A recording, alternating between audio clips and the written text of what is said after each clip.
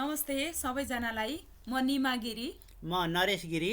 लोकसेवा आयोगले लिने शाखा अधिकृत तहको परीक्षाको शासन प्रणाली अन्तर्गत आज हामी 3 भागको अन्तिम भाग 3.8 मा विद्युतीय शासन वा ई गभर्नेन्सको विषयमा छलफल गर्न गइराखेका छौँ।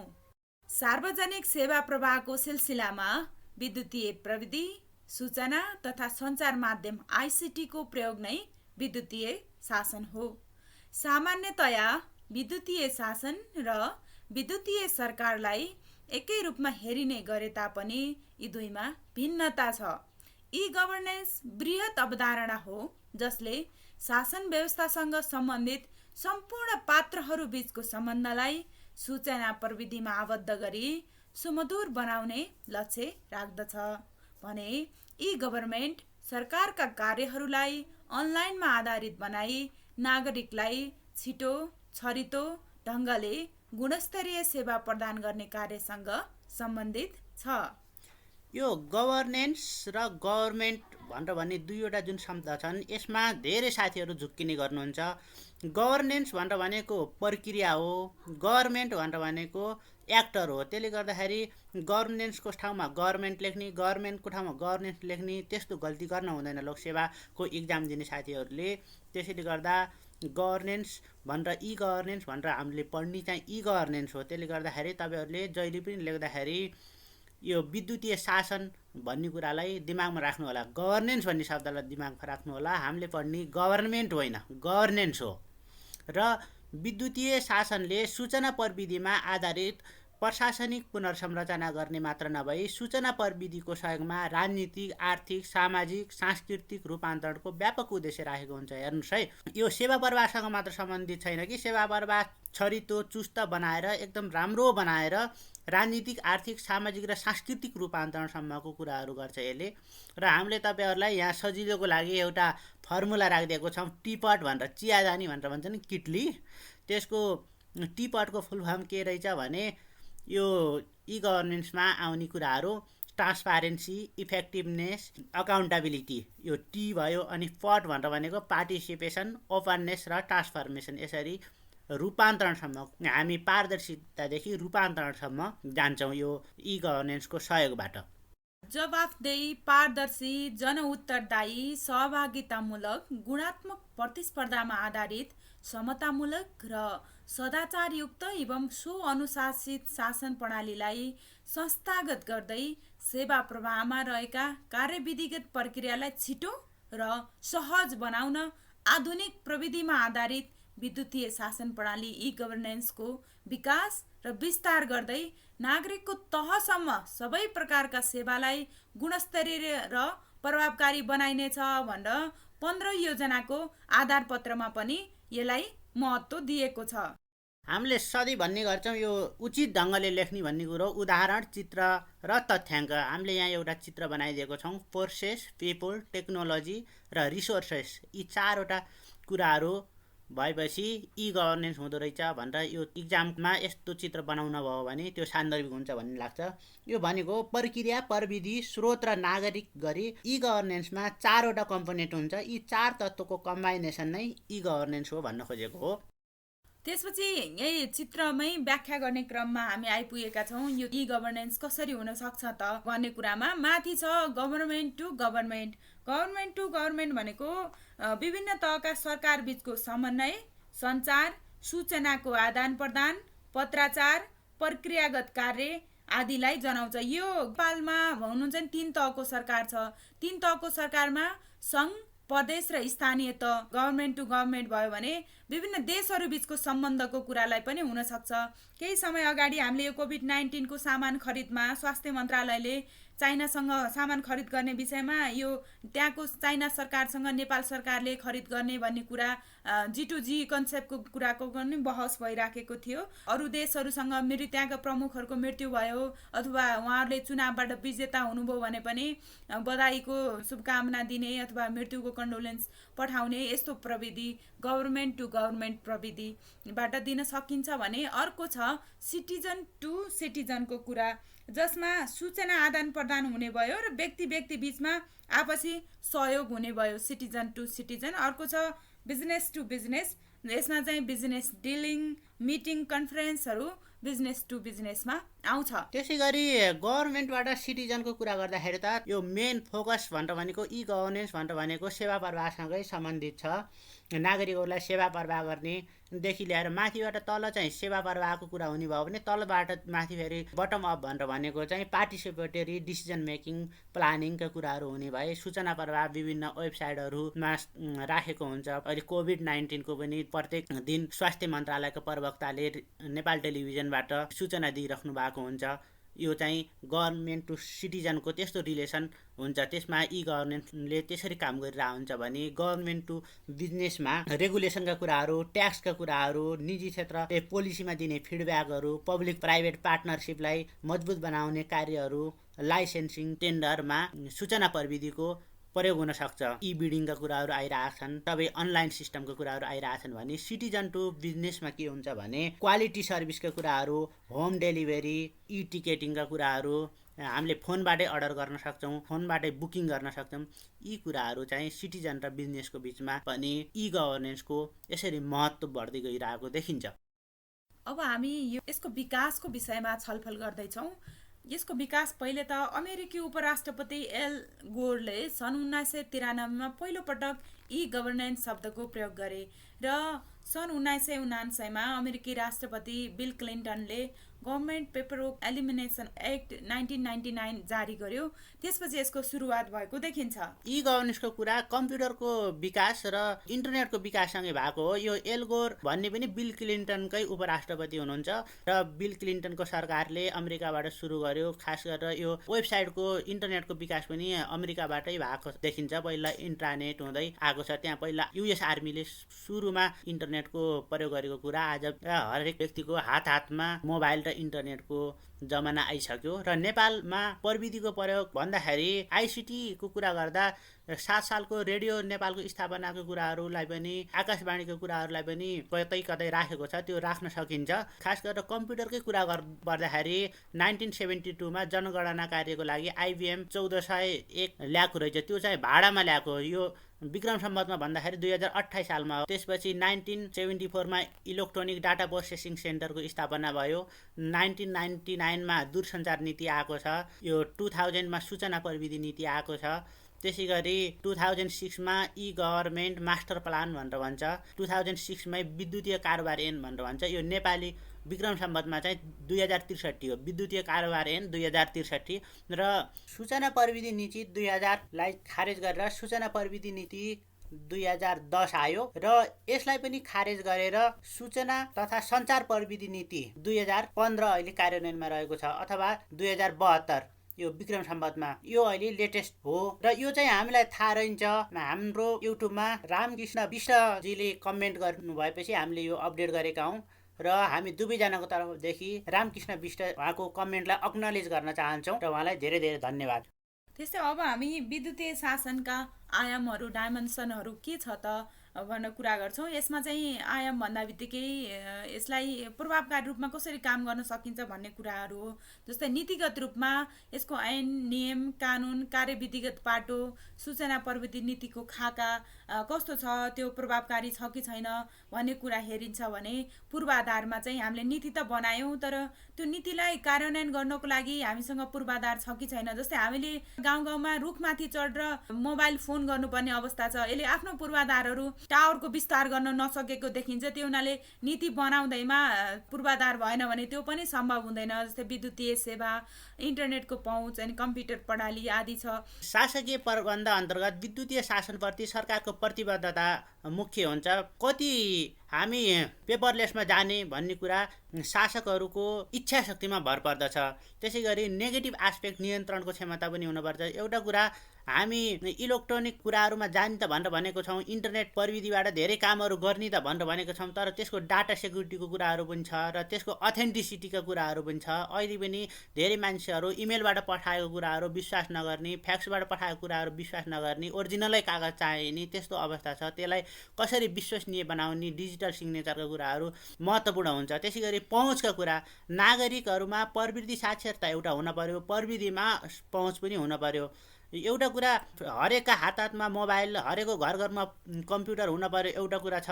अर्को कुरा त्यो कम्प्युटर भएर मात्र भएन, त्यसलाई चलाउन जान्न पर्यो। अहिले पनि मानिसहरूको हातमा मोबाइल त छ, तर हामी लोकसेवाको फर्म भर्नको निम्ति फेरि विभिन्न साइबर सेन्टरहरूमा जानै पर्ने अवस्था छ। त्यस्तो भयो भने त के काम लाग्यो र? र अर्को कुरा क्षेत्रगत व्यवस्थापन, सूचना व्यवस्थापनका कुराहरू आए। यसमा पहिचान र पहुँच व्यवस्थापनको कुराहरू, विषयवस्तुको व्यवस्थापन र गुणस्तर व्यवस्थापनका कुराहरू यो क्षेत्रगत व्यवस्थापनमा आउँछन्।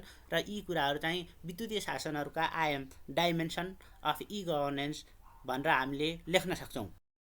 विद्युतीय शासनको क्षेत्रगत उपयोगको विषयमा हामी छलफल गर्दैछौँ।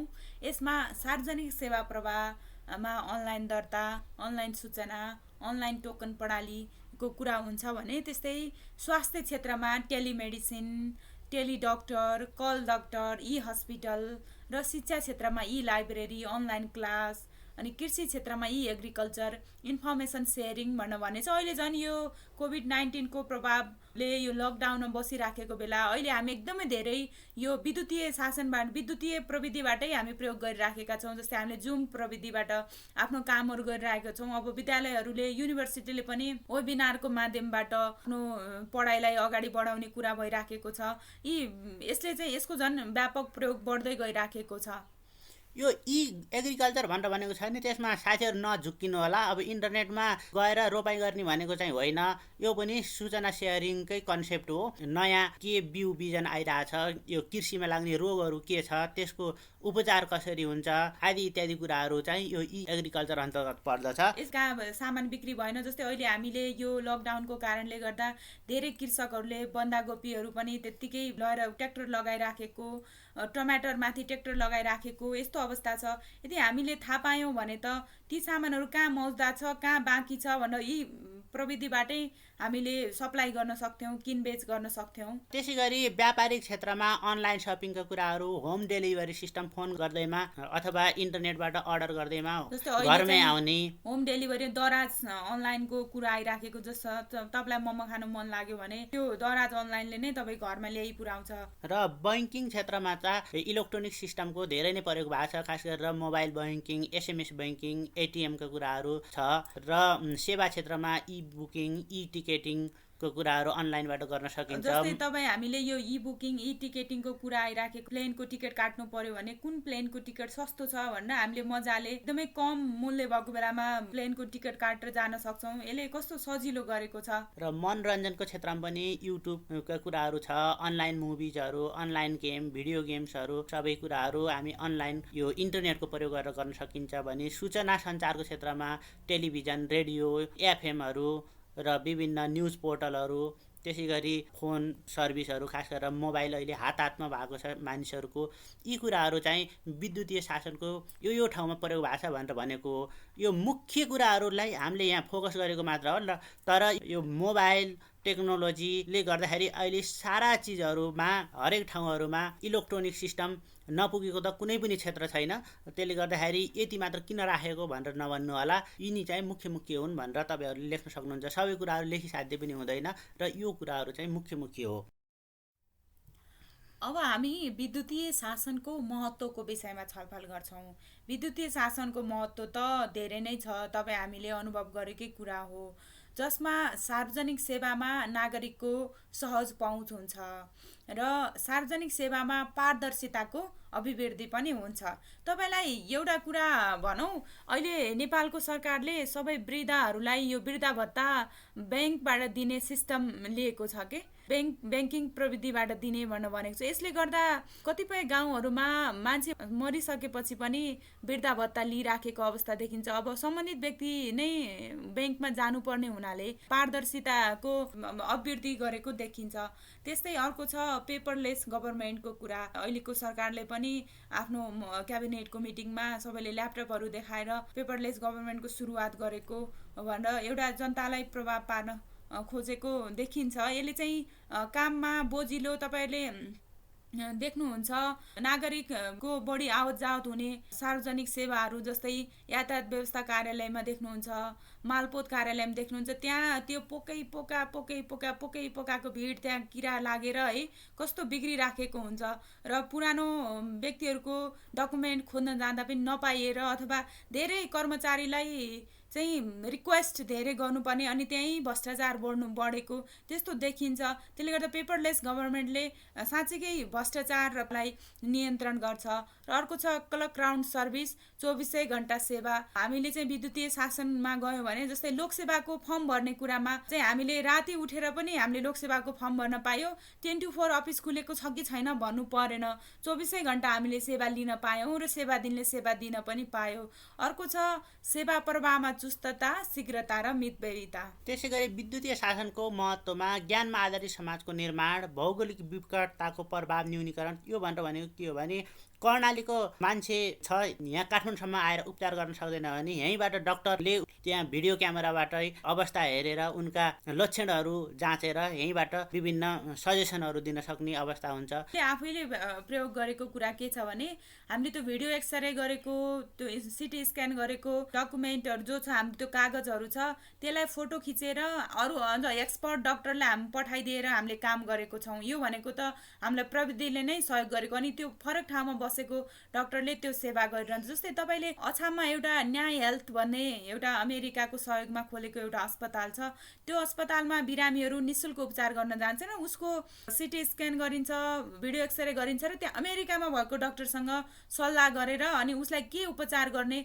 भन्ने कुरा अमेरिकन डक्टरले सल्लाह दिन्छ। यो भनेको त हामीसँग प्रविधि नभएको भए त यो सम्भव हुने थिएन। यो हरेक क्षेत्रमा प्रयोग हुन्छ। जस्तो शिक्षाको क्षेत्रमा पनि तपाईँ यहीँ बसेर अमेरिकाको युनिभर्सिटीमा पढ्छु भनेर भन्न पनि सक्नुहुन्छ। यस्तो कुराहरू हरेक ठाउँमा भौगोलिक रूपमा पनि यो ग्लोबल भिलेजमा परिणत गरिदिएको छ विद्युतीय। त्यसै गरी नागरिकसँग प्रभावकारी सञ्चार गर्न सकियो, अन्तर्क्रिया गर्न सकियो, नागरिक सहभागिताको सुनिश्चित गर्न सकियो। अब प्रत्येक मान्छेहरूलाई भेट्न आवश्यक भएन, फोनमा कुराकानी गरे भयो, इमेलबाट बुझे भयो। त्यसै गरी सरकारका साझेदारहरू बिच विश्वासको निर्माण। मान्छेहरू यो धेरै कुराहरू झगडा किन पर्छ भने 10% चाहिँ इस्युको कारणले झगडा पर्छ, 90% चाहिँ कम्युनिकेसन ग्यापको कारणले गर्दाखेरि अविश्वास पैदा हुन्छ। तर यो सूचना प्रविधिले गर्दाखेरि कसैले एउटाले केही कुरो गर्यो भने पनि हामीले तुरुन्तै फोन गरेर हो कि होइन भनेर भेरिफाई गर्न सक्यो, त्यही क्लियर हुन्छ। त्यसै गरी डिजिटल इन्स्टिट्युसनल मेमोरीको कुराहरू, सबै कुराहरू कम्प्युटराइज गर्यो भने खोज्न टाइम लाग्दैन सरकारी अफिसहरूमा। त्यसले गर्दाखेरि त्यहाँ भ्रष्टाचार पनि कम हुन्छ भन्ने विश्वास गर्न सकिन्छ। किनभने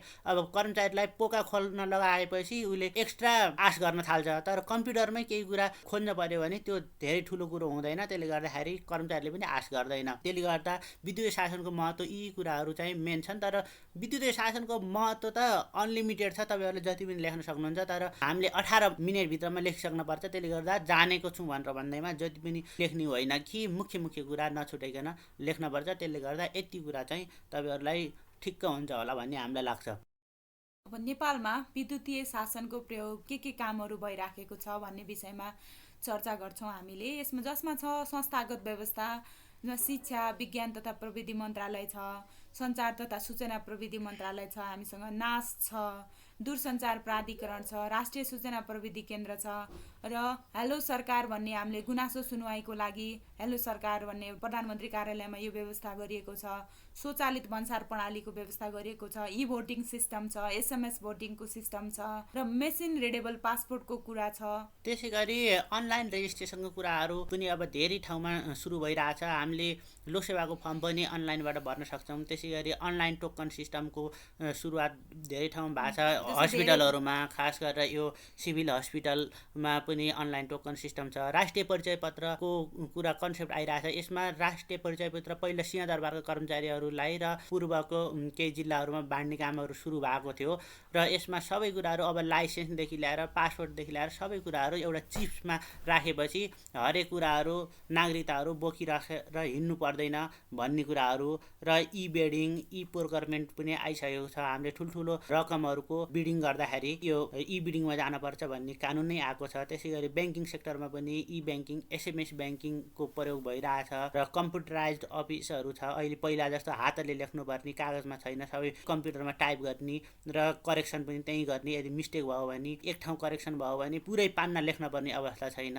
हरेक अफिसमा डेस्कमा कम्प्युटरहरू आइसकेका छन्। त्यसै गरी सार्वजनिक कार्यालयहरूको वेबसाइटहरू धेरैजसो बनेका छन्। कतिपय अपडेटेड नहोलान् तर सुरुवात चाहिँ एउटा भएको छ। यी चाहिँ अहिलेसम्म भएका कुराहरू मेन चाहिँ यिनै हुन् र अरू पनि तपाईँहरूले थाहा पाउनु भएको छ भने लेख्नुहोस् होइन। तर मैले अघि पनि भने 18 मिनेटभित्रमा सक्ने गरेर लेख्नुहोस्। फेरि यसको समस्यामा विद्युतीय शासन कार्यान्वयनमा राजनैतिक र प्रशासनिक क्षेत्रको इमान्दार प्रतिबद्धताको अभाव छ। यो राजनैतिक क्षेत्र र प्रशासनिक क्षेत्रले बोल्ने बेलामा बोल्ने, जनतालाई आकर्षित गर्नलाई बोल्ने, तर यसको कार्यान्वयनमा जति तदारुकता देखाउनु पर्ने हो, जति प्रतिबद्धता देखाउनु पर्ने हो, यसको बारेमा जति खोजबिन, यसको बारेमा जति डेटा कलेक्सन हुनुपर्ने हो त्यो नभएको देखिन्छ। त्यो हुनाले यसको प्रभावकारितामा कमी आएको देखिराखेको छ। त्यस्तै पुरानै ढड्राका कर्मचारीहरू काम गर्ने तौर तरिका र परिवर्तनमा जान नचाहने स्वभाव छ। जस्तै पुरानै ढड्रा कर्मचारीहरू आफूलाई अपडेट नगर्ने, यत्रो वर्ष 15 वर्ष त हामीले यही लेखेर चल्यो भने अब फेरि यस्तो के चाहियो भन्ने एउटा पुरानै ढड्राको कर्मचारी, उनीहरूलाई अपडेट गर्न सकिराखेको छैन सरकारले र परिवर्तनमा जान नचाहने स्वभाव के। जस्तै अहिलेको स्मार्ट टेक्नोलोजी आइसकेको छ, त्यसलाई चाहिँ एक्सेप्ट पनि नगर्ने, हामीले पठाएको फ्याक्सहरू, इमेलहरू, त्यसलाई चाहिँ इमेल फ्याक्सहरूलाई मान्दै नमान्ने के, कागजै लिएर कागजको जम्मा नै गर्नुपर्ने। अब सरकारले पेपरलेस गभर्मेन्टको कन्सेप्ट तयार गरेको छ, सरकारका संयन्त्रहरू कर्मचारीहरूले चाहिँ त्यसलाई चाहिँ मान्दिँदैनन्। त्यसमा भन्दा सरकारले लिएको नीति र कार्यान्वयनमा तादम्यता मिल्दैन। अर्को कुरा छ सेवा प्रदायक र सेवाग्राहीमा प्रविधि साक्षरताको कमी। सेवा लिने व्यक्तिमा नि प्रविधिको ज्ञान छैन र सेवा दिने व्यक्तिहरूमा नि प्रविधिको ज्ञान छैन। यसले गर्दा पहिलो कुरा त यो शिक्षाको अभाव र जनचेतनाको अभाव देखिन्छ। डिजिटल डिभाइड भनेर भन्छ। डिजिटल डिभाइड भनेर भनेको के हो भन्नु होला भने एक थरी मान्छेहरूसँग प्रविधिमा पहुँच छ, हातमा इन्टरनेट छ, मोबाइल छ, हातमा कम्प्युटर छ, ल्यापटप छ, सारा चिजहरू छ, ट्याब्लेटहरू छ भने अर्को थरी मानिसहरू छन्, उनीहरू के खाउँ के लाउँछ, शरीरै ढाक्न सकिरहेको छैनन्, एक सरो कपडा लगाउन सकिरहेको छैनन्। ती मान्छेहरूले मोबाइल किन्लान्, कम्प्युटर किन्लान् भन्ने अवस्था छैन। धनी र गरिबको खाडल डिजिटल क्षेत्रमा पनि देखिन्छ। र अर्को पूर्वाधार विकास पर्याप्त नहुनु। कतिपय मानिसहरू इन्टरनेटसम्म पहुँच छ तर धेरै हाम्रो कुना काप्चासम्म मोबाइल शुद्ध रुखमा गएर टिप्न पर्ने अवस्था छ भनेपछि त्यहाँ इन्टरनेट कसरी चल्नु त्यो अवस्था छ। त्यसले गर्दा कतिपय ठाउँमा अझै बिजुली नै पुग्न सकिरहेको छैन भने त्यहाँ मोबाइल कसरी चार्ज गर्नु, कम्प्युटर कसरी चलाउनु, त्यस्तो समस्या छ।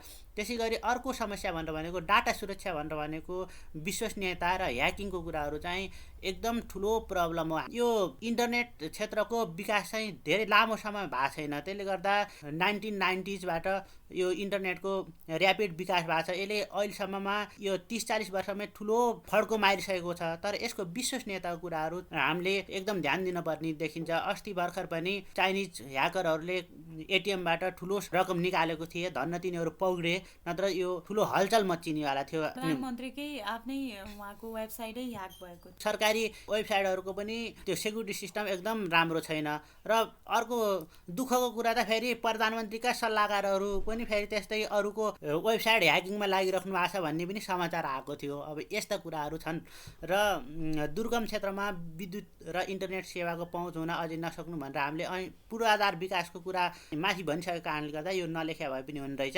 र अर्को ई गभर्नेन्सको स्तरीयता कायम हुन नसक्नु यो पनि अर्को समस्याहरू छ।